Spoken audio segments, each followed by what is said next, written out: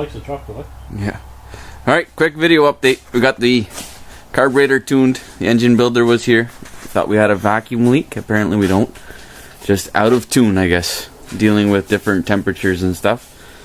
Tightened everything up, took it off, checked it over, and seems to be working fine. So, I'll give you a quick video to show you that it's running. There, fire it up.